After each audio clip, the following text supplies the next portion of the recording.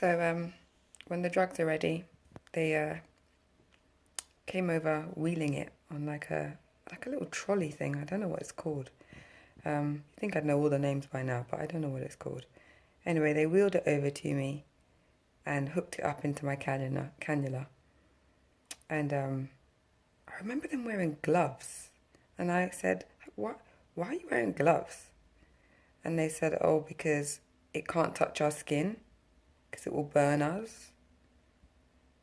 And I was kind of like, wow, you lot are scared to let it touch your skin, but I'm letting that go in my vein. Okay, that makes sense. But you know when fear is bigger than logic?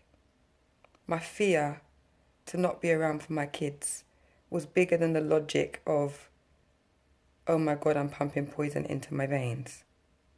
At that time, like, I swear, all I could think about was not being there, mum.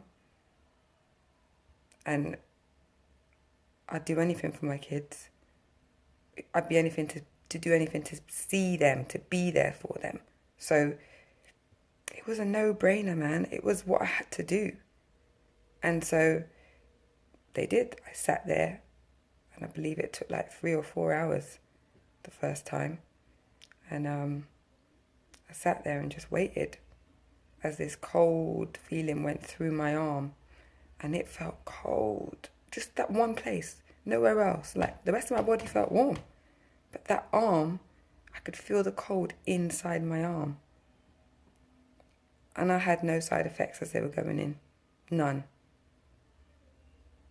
I didn't feel sick. I didn't feel ill at all. I felt nothing apart from cold in that arm.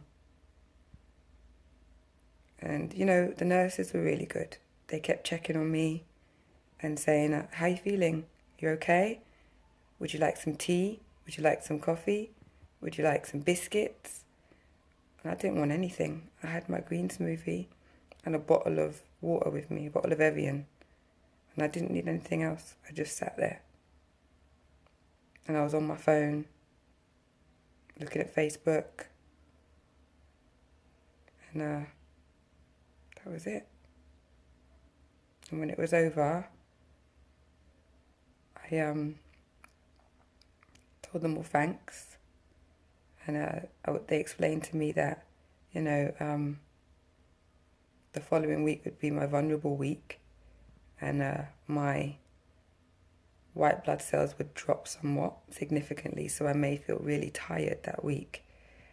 And they gave me anti-sickness drugs to take with me. And I believe I had allopurinol, which is kind of for the liver, to support the liver. They gave me that too, tablet form. They gave me, anti-sickness drugs, anti-vomiting drugs, and told me to come back in 21 days. So I left, jumped on the train back to Slough, and I went home. Oh, before I went home, actually, I remember asking them, well, my hair's not dropped out. What if when's my hair going to drop out? And they said, everybody's different. We can't tell you when, but it will drop out with this treatment. So I was like, okay. So I left, and like I said, I got the train back to Slough and went home. And Jessie had already left by then. It had all got too much for her. She was only 19, and I'd become a nightmare to live with, so she'd already gone. And although my mum had come to stay with me, I, in no uncertain terms, asked her to leave, so she wasn't there either. So Carla who's my really good friend and also my neighbour at the time, she was watching the kids for me until I came back from the hospital. So when I got back home, I brought them inside, and I decided that I needed to tell them what was happening, because I needed them to know from me and not somebody else. So I fed them dinner, and we all got ready for bed. and I put them in bed with me. And I said, guys, you know, Mummy's been going to the doctors a lot. And they said, yeah, Mum, we know. And I said, Mummy's very sick. Mummy has a sickness that requires me to take some drugs. And they both looked at me.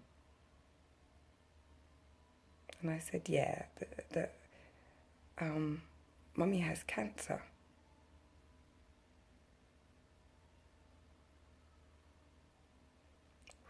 This is hard.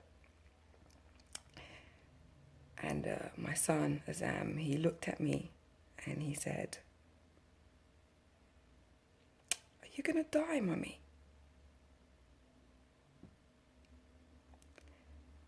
And I felt like I was punched in the stomach.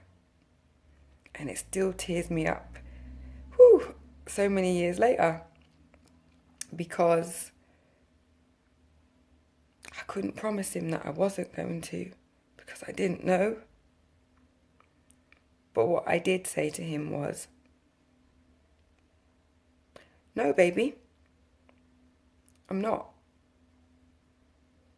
I'm going to fight with everything within me.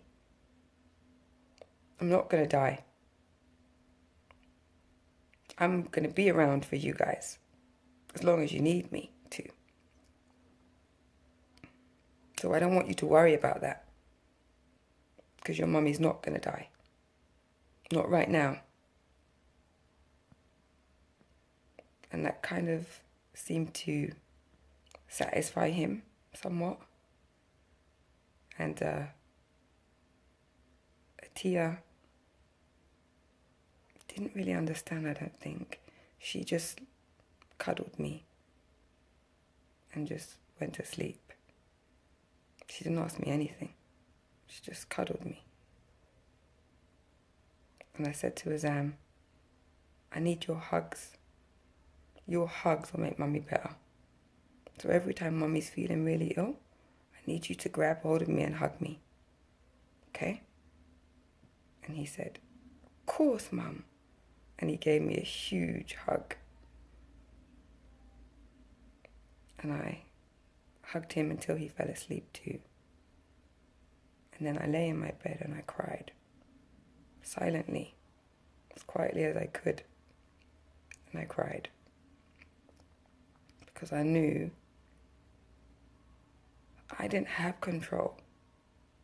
I wasn't in charge of what was going to happen now. And I prayed in my bed. And I don't profess to be, some religious person. I don't. But I knew and I know that there's something out there greater than me.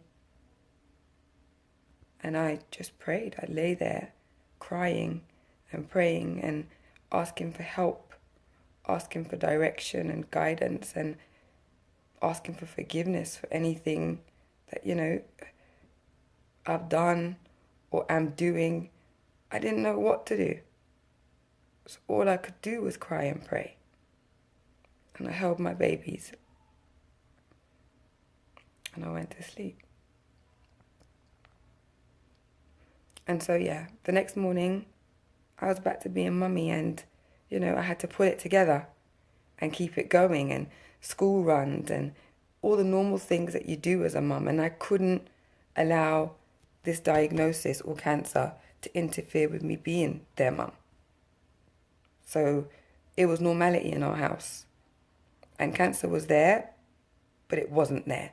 It wasn't something we discussed daily because I didn't need to. I wanted to be normal.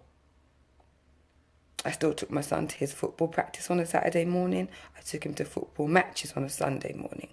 I still took my daughter to gymnastics on a Tuesday afternoon. I still went to Zumba on a Monday and Wednesday evening.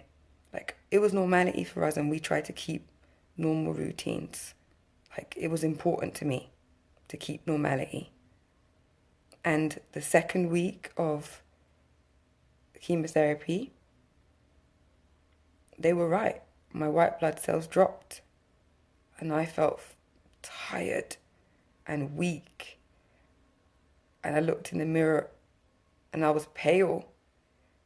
And I had a huge lesion that come up on my face. And it was like pouring out liquid, and it was disgusting. And I was horrified at my image in the mirror. And it was crazy to me. I was like, oh my God, it's kicking in. I don't feel good. Oh no, what am I going to do? And I thought, do you know what? I'm going to eat right. I'm going to try my best to put goodness in to fight this. And so that second week, when I was feeling rough, I made smoothies and smoothies and smoothies and smoothies. I inundated myself with smoothies. And I binge watched Nubia Eye, and I watched other raw vegan people, and I watched Cancer Stories by Chris Carr, and a guy called Chris Beat Cancer on YouTube. And I watched them and I watched them, and I kept feeding myself with knowledge about how to eat well. And I stayed in the house. I wouldn't leave my house on that vulnerable week. I'd literally do the school run and come back home. And I'd rest. I'd allow my body to just rest. And that's what I did. And the third week was the week where I was preparing to start the chemo all over again. And that's how it works in the regime. So you go for chemo and it's a 21-day cycle. So that 7 to 14 day is when you're really vulnerable. And after that 14 to 21 day, you're back to feeling strong again. Your bloods come back up and you get ready for the next cycle to hit your body.